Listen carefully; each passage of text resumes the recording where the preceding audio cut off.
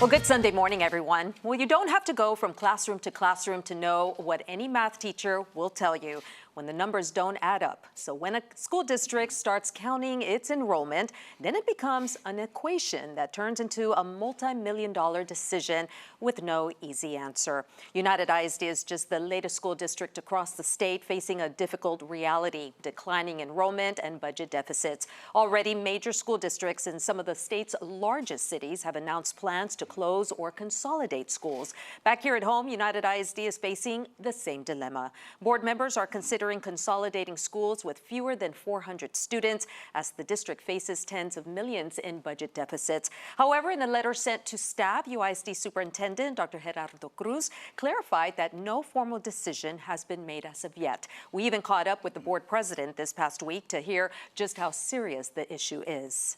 At some point, we are going to have that discussion with regards to, consolidating schools or closing schools down. We are also facing a budget deficit of about $20 million. We've lost numerous students across the years. We're at approximately 39,500 students from a planned outlook of 44,000.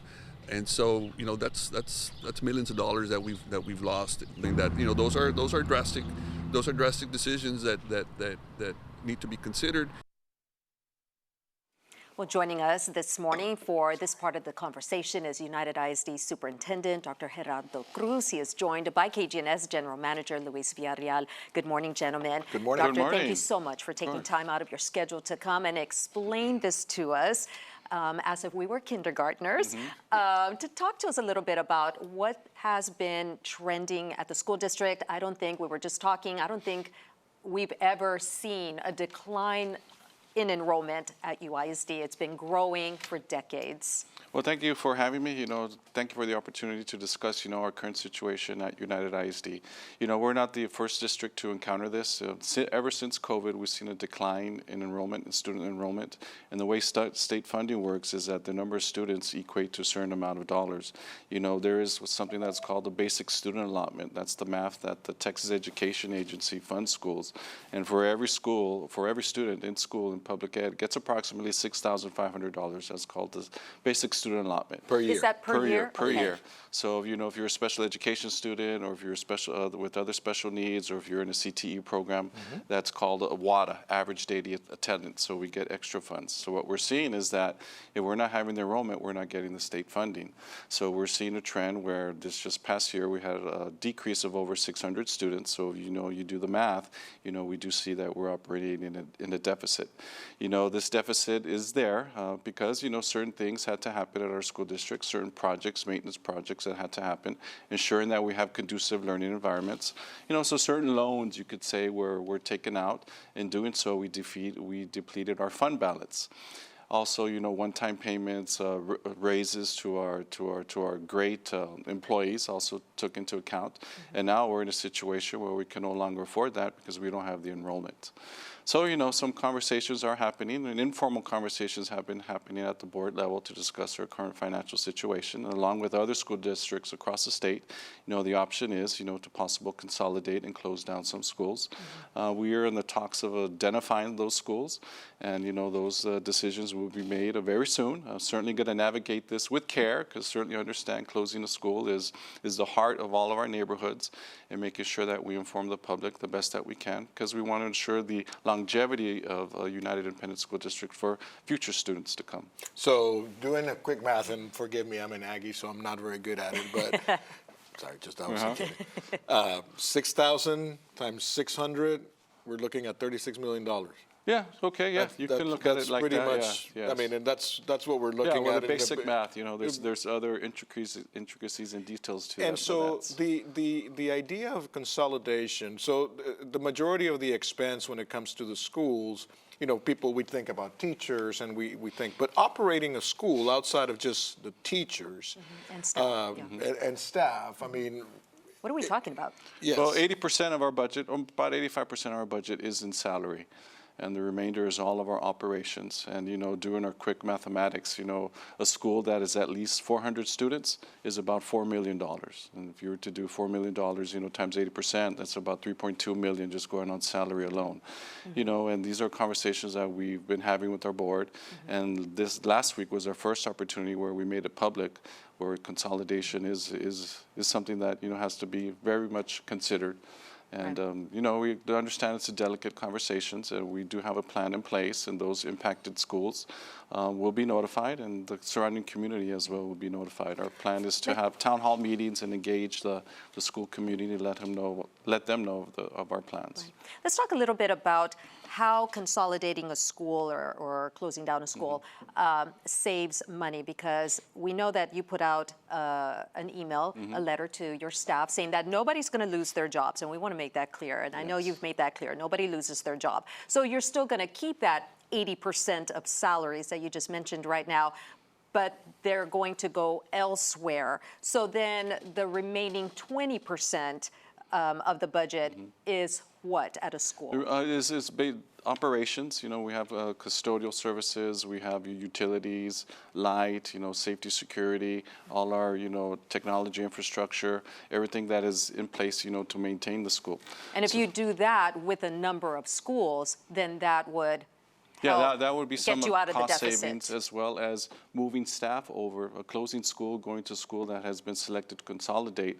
Instead of hiring, say, just for example purposes, 15 teachers at one school where we need to hire, but the school that has been decided to close, hey, we have 10 teachers, move those 10 teachers over, so you save on hiring those additional teachers. No, and I'm sorry, I'm totally hogging That's the all right. conversation Okay, here. I'm good. I like playing tennis.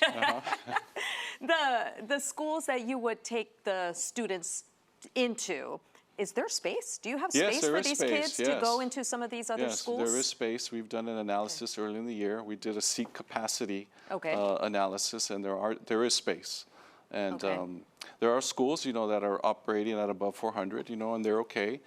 So, our threshold, and, in our discussions with, our state finance people, who have done school closures before, the trend is any school that's at least 400, that's pretty much going to be a target. Wow. How many schools are those?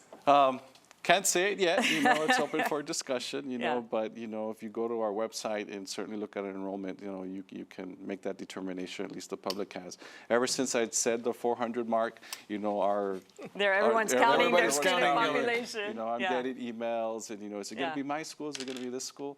No decisions have been made yet, and we're going to further have those conversations with the board and, of course, with the public. Perfect. Well, going back to the student population decline, you all recently announced a program that you're hoping will increase the student population, maybe bring back some of those students. And this is a virtual learning. Let's talk a little bit about the program in the couple of minutes we have left. Virtual learning, explain that to us. It's an opportunity. The state of Texas did pass a law under Senate Bill 569 where school districts can take advantage of virtual learning. We all experienced this during COVID-19, during the school closures, where schools were, had to do, virtual, online, remote instruction. And now this is an opportunity for us at United ISD to extend this to any student in the state of Texas. So if you're living in another city and Dallas, you want to go Houston. to you school want to here, go, and if you want to be an online student, you certainly have that opportunity. We're finalizing our plans. All of these students. and that triggers the same funding, Doctor? Yes, it triggers the same funding. Wow. So we will get ADA, and they'll count as enrollment for us. Plus, you also opened up your boundary, so no more Yes. boundaries. Anybody living across town that was in another school boundary, like Laredo ISD, can now come to a UISD school. Is that correct? Yeah, we're open enrollment school district. Yes. Okay, so you all are Interesting. thinking out of the box, Yes. pulling out all the stops to try to get that Not enrollment only that, back. we're also, enhancing our early childhood programs because we do know that there is a need, and we're also increasing the number of students who can now be eligible for early colleges. All of our 4 high schools have great early college programs, so we're going to be increasing those numbers to take advantage of those students who want to have, begin their career college college career and get more dual enrollment Yeah, opportunities. absolutely. Enroll in college already as a junior. Yes. Can't beat that. Well, we're going to take a quick break right here. When we come back, though, we're going to continue the conversation, but we're pivoting. We're going to talk about school vouchers, also known as school choice, and its impact on the future of education in Laredo. A private school administrator will be joining us to discuss the new state initiative and what it could mean for Laredo families, but for public schools as well. Stay with us.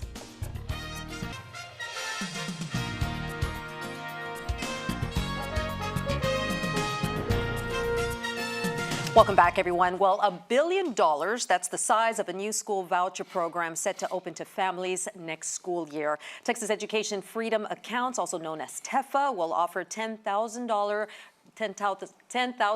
vouchers per student for private school tuition and expenses, as well as funding for those with disabilities and homeschooling options. Applications open up in less than 2 weeks on February the 4th and will be administered by the Texas State Comptroller. But as the voucher program takes shape, the competition to attract and retain students is already underway. United ISD recently published this testimony from a district parent who sent her child to private school before enrolling her at United ISD. In the post, the district said it wanted to share some of the resources the district offers amid the new voucher program, highlighting one student's educational journey at the district as an example of that.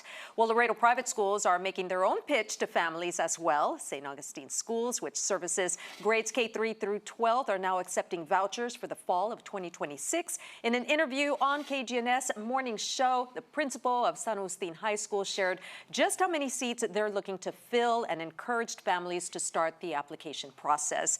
And joining us this morning is the principal of St. Augustine High School, Dr. Olga Gentry. United ISD Superintendent Dr. Cruz stuck around so we can continue this conversation. And of course, Dr. Vieria. Dr. Vieria, Luis Vieria, my boss, is part of the conversation as well. I had to say it because I told you I was going to say it. Is there a doctor in the house? We are, two doctors in the house, exactly.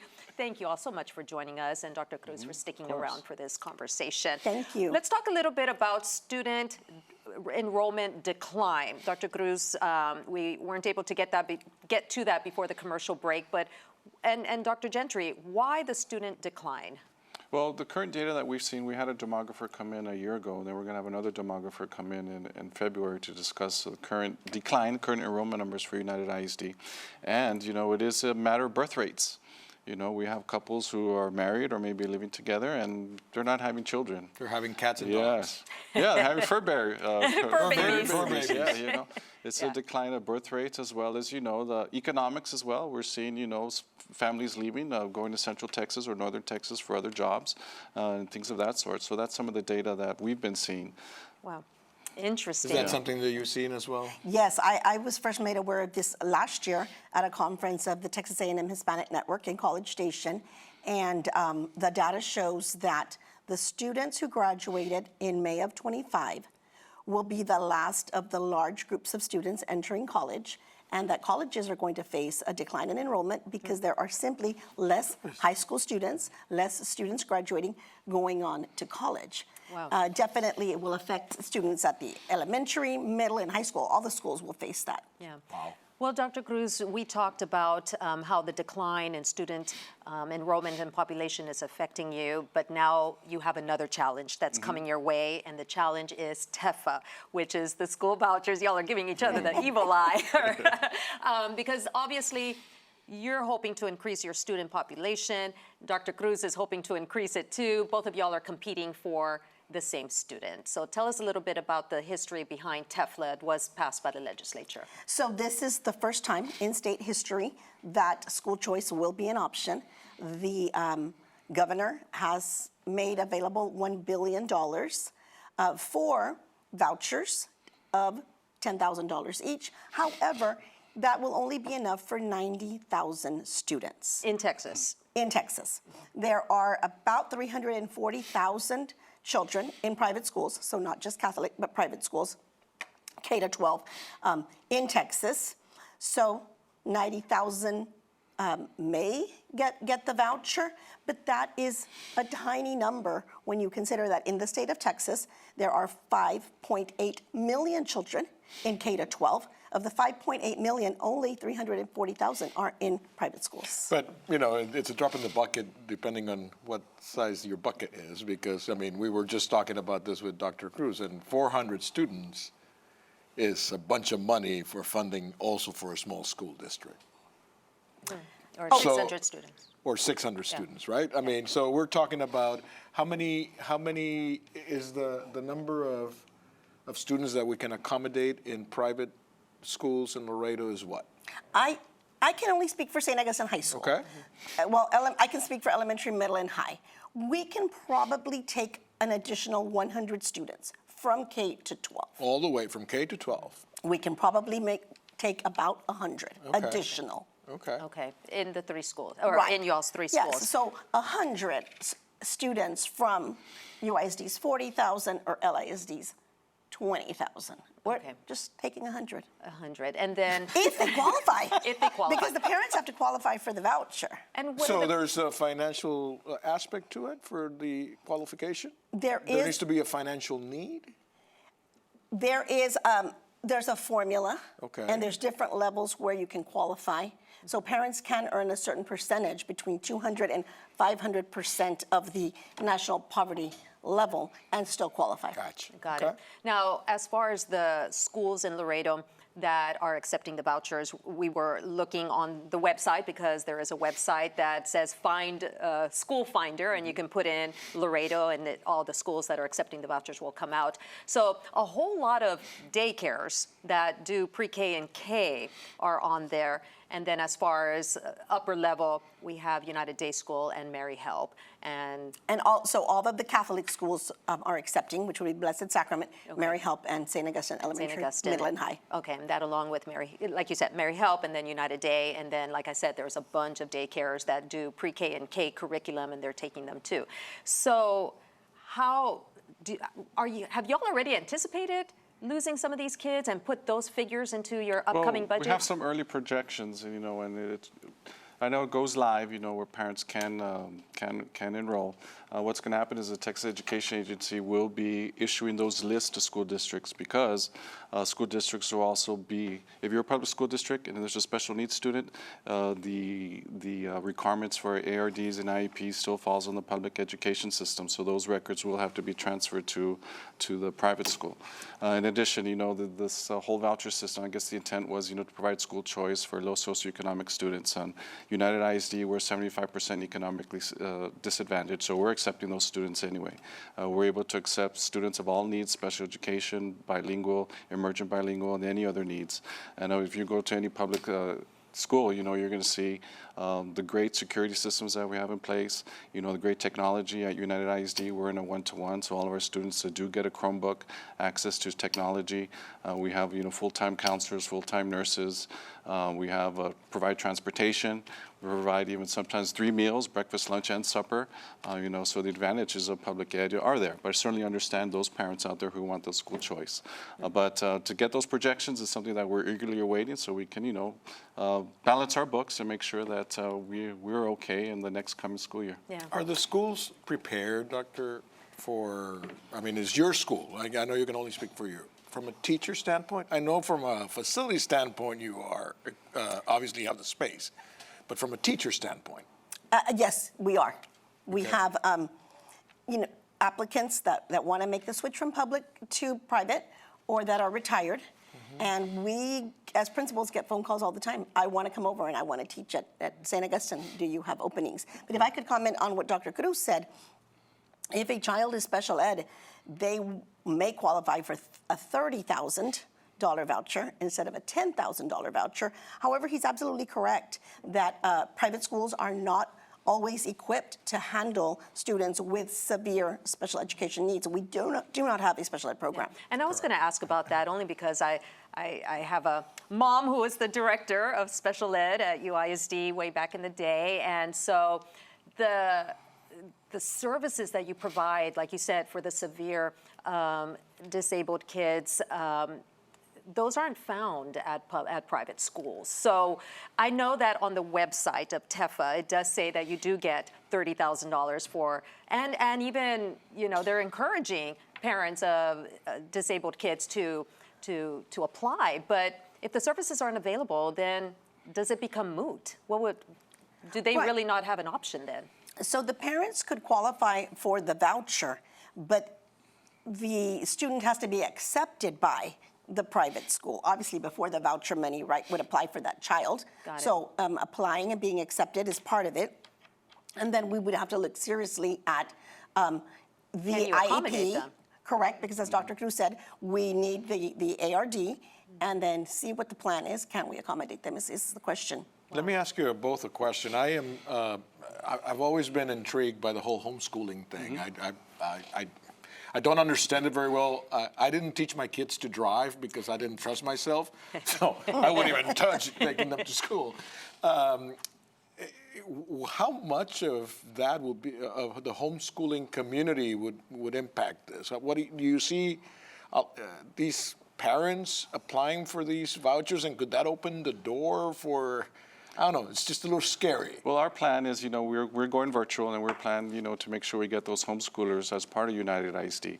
And if they do become part of our system Through the open Through your enrollment. virtual through the virtual program, getting those homeschoolers in, because right now homeschoolers are not allowed to participate in extracurricular activities. We would get numerous calls, hey, my child wants to be in band or in athletics and football. Well, you can't because you're a homeschooler. Because you're homeschooling. So Okay. United ISD can take advantage of that. Not only will you get, world-class curriculum, access to certified teachers at UISD, you also have the opportunity, hey, you want to be in band, you want to be in basketball, So football, that's an option come for on them. over. Yes, it will be. Interesting. Okay. The TEFA is offering a voucher for homeschool kids, and I just want to clarify this for our viewers. And the voucher, I believe, is $2,000. That covers the curriculum of these online homeschool programs. But UISD, the difference if they go, and I just want to use homeschool in quotes, but it's the virtual program through the school district, then the students would have extracurricular Yes, they'll get activities. they'll get all the resources that's the that a difference UISD between student the will two. get. They also get a Chromebook. They also get technology. As educators, does that scare you a bit? The homeschooling, the lack of social interaction, the acquiring of social skills, solving of problems on a personal level. As educators, I'm not talking,